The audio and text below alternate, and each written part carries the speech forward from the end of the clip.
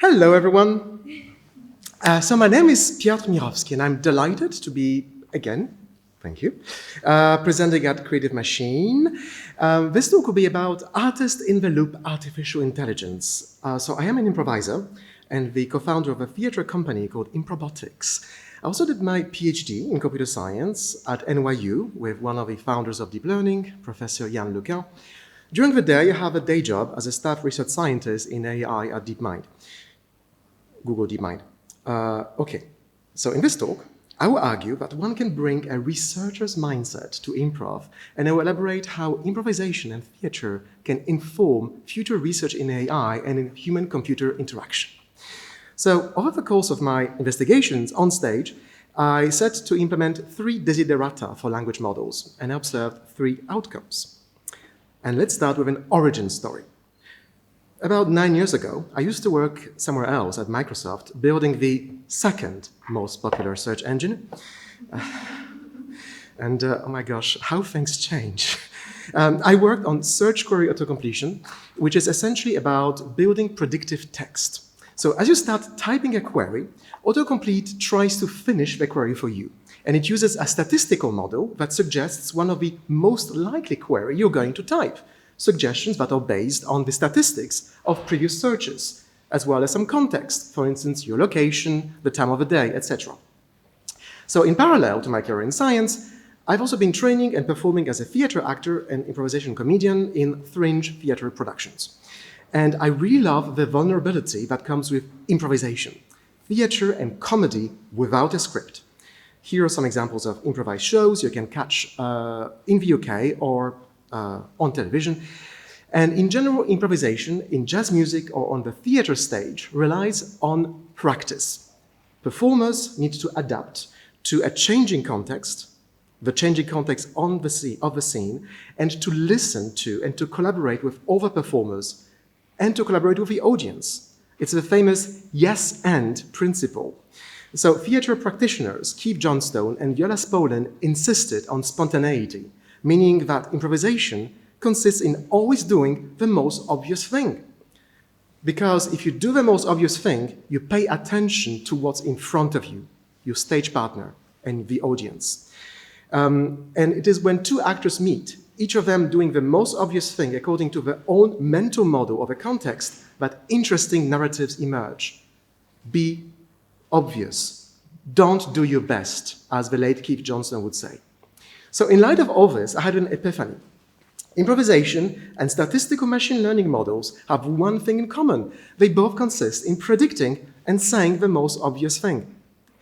And by making obvious choices, at the same time coming from slightly diverging viewpoints and trying to resolve those divergences, improv actors manage to surprise one another. And that should be the first desideratum for AI as a partner. So in 2016, I did the most obvious thing, which was to combine my programming skills and my passion for theater, and I built a show in which humans improvise on stage with robots. This picture illustrates the system and the aesthetic of a show, a nerdy, vulnerable clown trying to converse with a toy robot. I combined speech synthesis and speech recognition with a chatbot that I coded myself and trained on the dialogue of 100,000 films. Wow, it was such a big number at the time. It was like several gigabytes of data. It was enough to cover for the diverse comedic situations. And I called it ALEX, an acronym for Artificial Language Experiment. The audience would give suggestions, and I had to adapt and to improvise in response to whatever Alex would respond. And I was trying to work with a robot, getting it to tell interesting and comedic stories. And of course, it was a hilariously impossible task. I had essentially built a glorified AI version of an exquisite corpse, generating absurd nonsense, or absurd.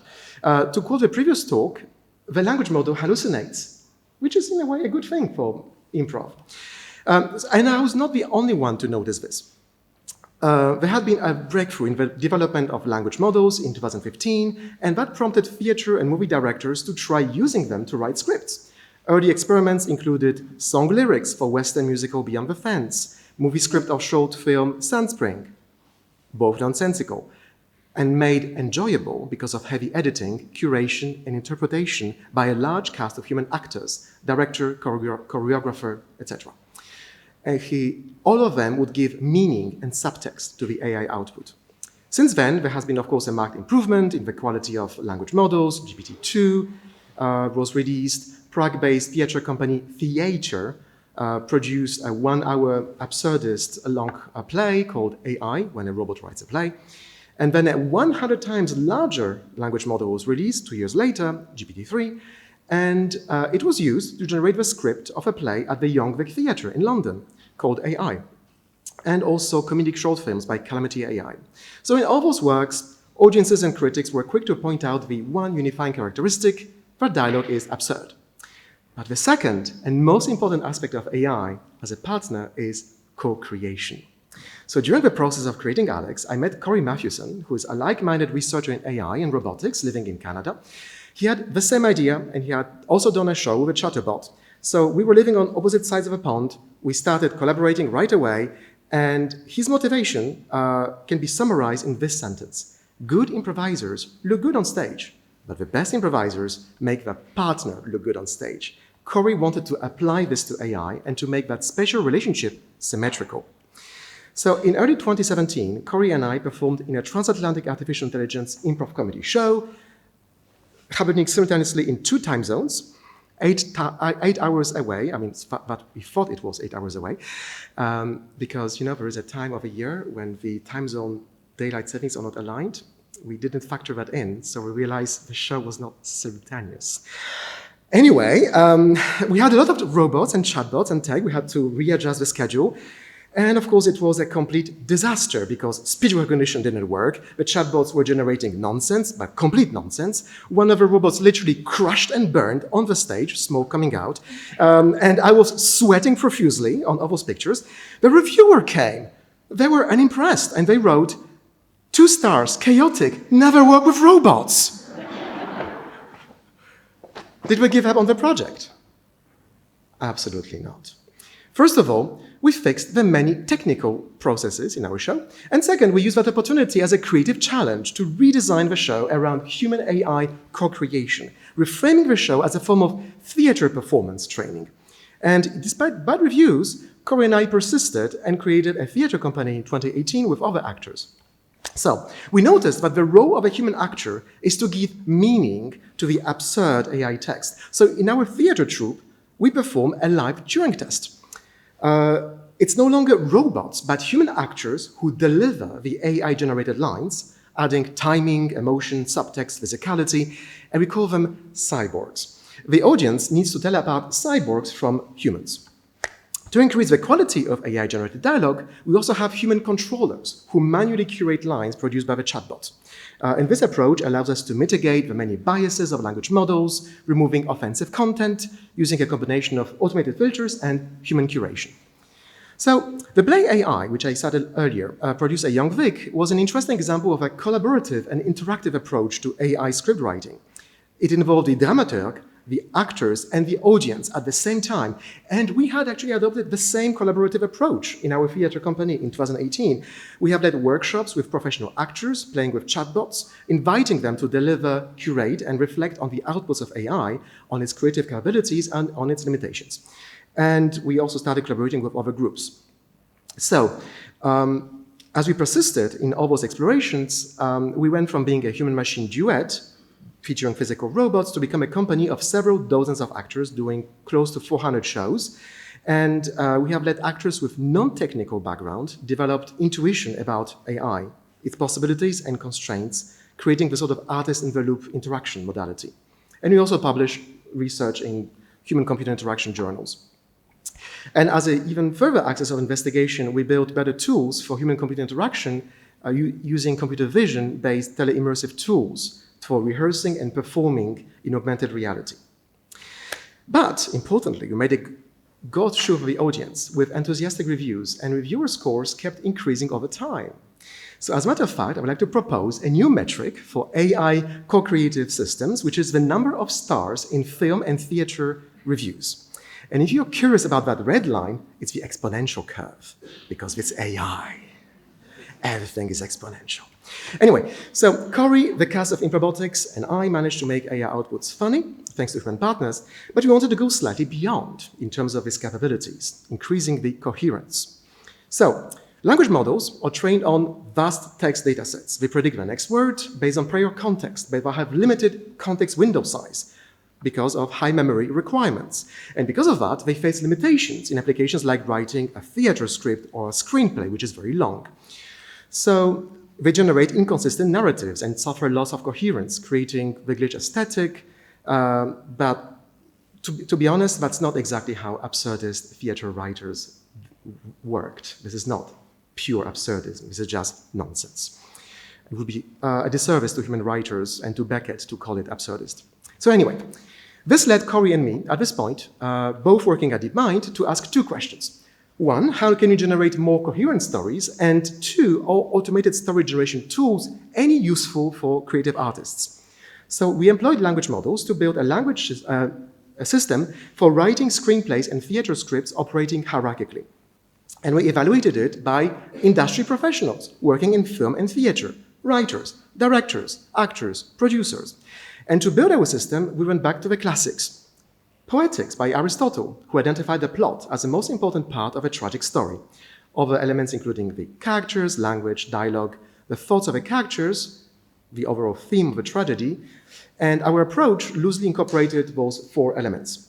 So we start with a log line used in film industry, or a short narrative summary in two sentences, and we built a system that generates interactively title, but then the characters, the plot, and location descriptions that meet the specifications in the log line, in addition to causal dependencies coming from prompt chaining and results of previous generations.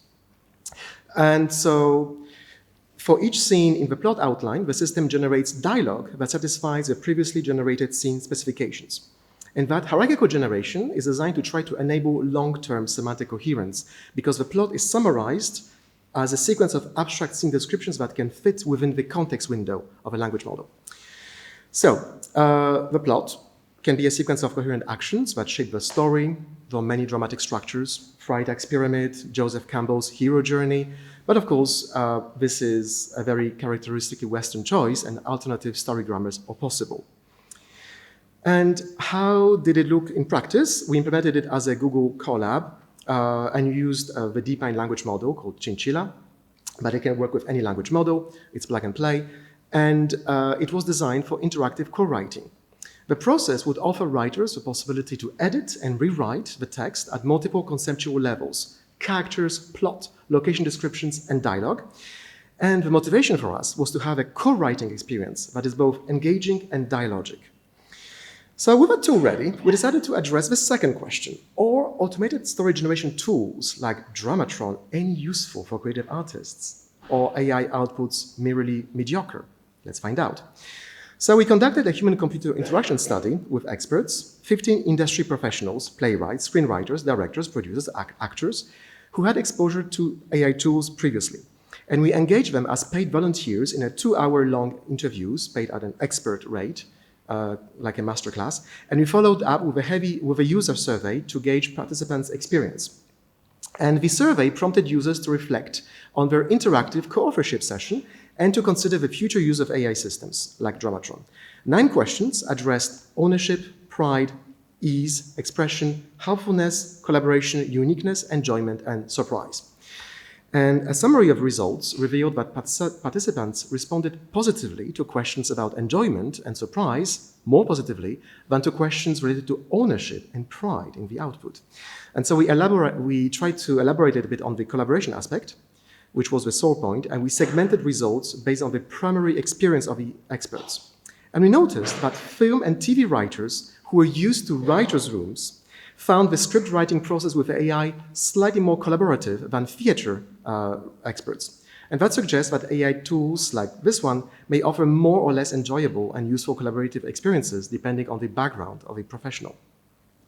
Then we did some qualitative evaluation to reflect on the specific applicability of a tool. And yes, some participants liked the hierarchical generation of scripts, to be able to work on the narrative arc, to do interactive editing. They found that the tool could be useful for world building, inspiration, just putting some words on the page. They also quite liked the absurdity of the outputs. But on the negative side, the participants noted that the tool cannot write a complete story of its own because of logical gaps and due to lack of common sense or character motivation. They also found that Dramatron lacked nuance and subtext, and some participants noted that creating theater is not a linear and story-driven process, and since Dramatron is very formulaic by construction, it may be more suitable to screenplays. Netflix, for instance. Some participants were interested in going beyond the assumptions of Western dramaturgy. And in summary, those comments and feedback emphasized the importance of involving domain experts at every step of the design and development process. But another part of evaluation was that we had Dramatron co-write 4 scripts produced and staged at the Edmonton Fringe Festival last August, played by bots, which combined a creative team of professional improv actors and a theater writer and director who worked alongside co-written scripts with Dramatron. And each performance was made of 2 parts, a scripted first half, followed by off-script improvisation. And the comedic premise of a setup was that actors discovered the scripts on the night of a performance, literally handed to them in a craft envelope, along with a second big envelope with a costume. And they had 2 minutes to get changed and open the envelope. And they started reading it. And, oh, I forgot to press play. So, yes, this is one of the costumes. You can see the face of the actor who discovered the Lycra costume. He was not pleased, but everyone loved it. So, audiences and reviewers who were aware of the Dramatron's involvement in that process provided positive feedback, and reviewers praised the human actors for expertly adopting the voice of the AI and seamlessly transitioning to off-script improvisation once the script ran out. Also, the performers noted that the funniest moments arose from robot-made parts and that the audience was eager to hear the robot's voice. So basically, we're back to the premise of Improbotics. But before we conducted our study, we identified 3 relevant risks and ethical implications, and that's how I'm going to finish this talk. First, bias and offensive language in the generative output. Second, the automation of creative work, resulting in cannibalizing creative economies. And third, reusing copyrighted data from the training dataset knowingly or unknowingly. There are also mitigation strategies, like we could invite the creative human artist into the loop throughout the co-authorship process. We can maintain clarity and transparency on the origin of a generated text. The writer can query elements of a script using a search engine and plagiarism detection tools. And in the follow-up work, we want to address the biases and stereotypes that are systematically embedded into those outputs. And we want to assess what sort of narrative can be written using such AI tools and how they perform for different cultural groups. And actually, to cite Seguen Chong from the first talk, I'm interested in what is the outcome in the longer term of AI on human creative work. So, Dramatron was designed nearly 2 years ago, and our study was conducted last summer. But a lot of things have happened since then. ChatGPT and the WGA strike. And this is something that you can cover in the panel. So, in summary, I believe that AI can be used as a co-creative writing and performance tool if and only if the writer and the performer wish to do so. Thank you.